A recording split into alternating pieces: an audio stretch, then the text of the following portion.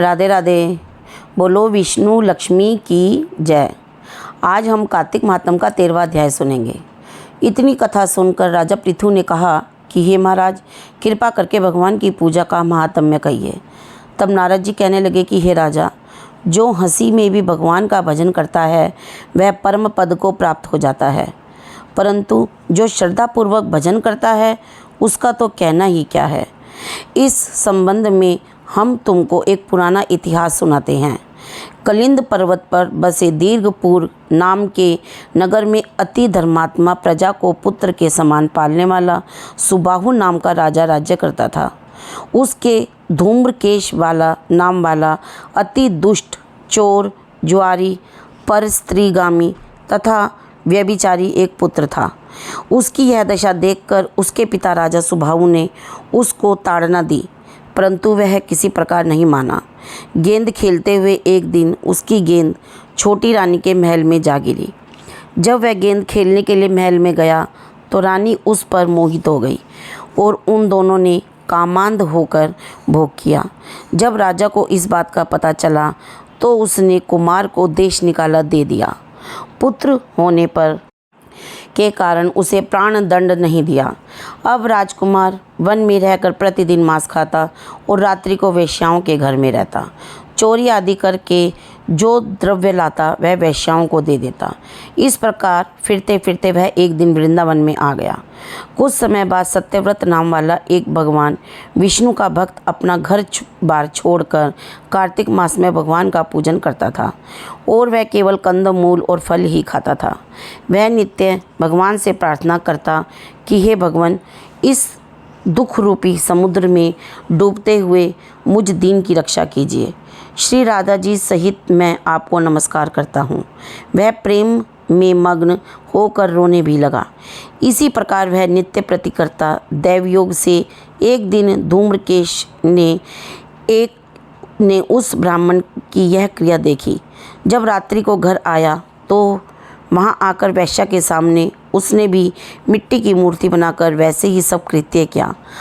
अंत में इसी भांति स्तुति आदि करके रात्रि को वैश्या के घर में ही सो गया।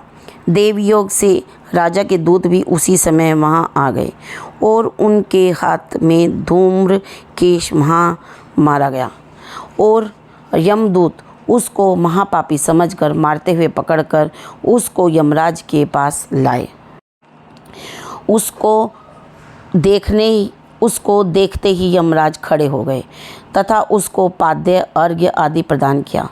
फिर अपने दूतों से कहा कि तुमको धिक्कार है, जब तुमसे हमारा कहना है कि विष्णु भक्तों को यहाँ पर मत लाओ, फिर धूम्रकेश को यहाँ पर क्यों लाए। उसने चाहे हास्य से ही कार्तिक मास का व्रत वृंदावन धाम में किया, मगर फिर भी वह बैकुंठ में जाने के योग्य है। यमराज पुनः धूम्रकेश से बोले कि भगवान की भक्ति 9 प्रकार की है।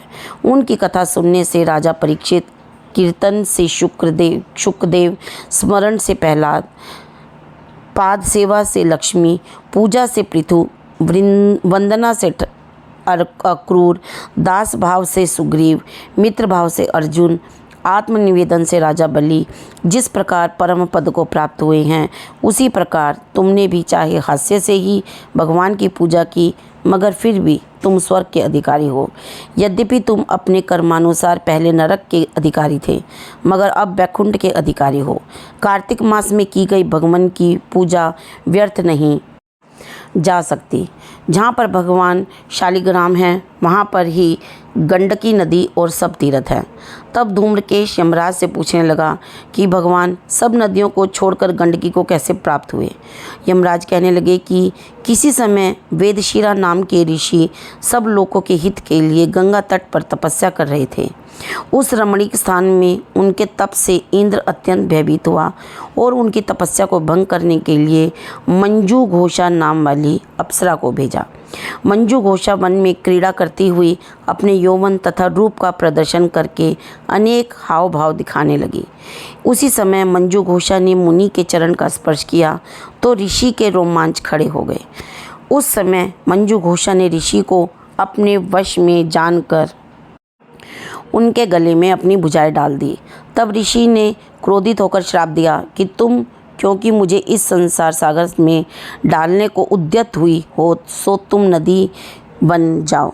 तब मंजू घोषा कहने लगी कि हे मुने, मैं श्राप योग्य नहीं हूँ, आप मुझे क्षमा कर दीजिए। तब मुनि कहने लगे कि जिस समय विष्णु वृंदा के श्राप वश शिला रूप होकर तुम में गंडकी नदी में स्थित होंगे, तब तुम भगवान को धारण करने वाली होंगी, अतः तुम्हारा श्राप वरदान से भी अधिक श्रेष्ठ होगा।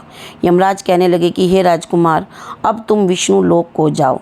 तब धूम्रकेश सुंदर विमान में बैठकर वैकुंठ लोक को चला गया। इस प्रकार कार्तिक महात्म का 13वां अध्याय समाप्त हुआ। बोलो विष्णु लक्ष्मी की जय। अगर आपको अध्याय अच्छा लगा हो तो लाइक शेयर सब्सक्राइब जरूर कीजिए और बेल वाला बटन दबा दें ताकि आपको आगे आने वाला अध्याय जल्द ही मिल जाए। राधे राधे।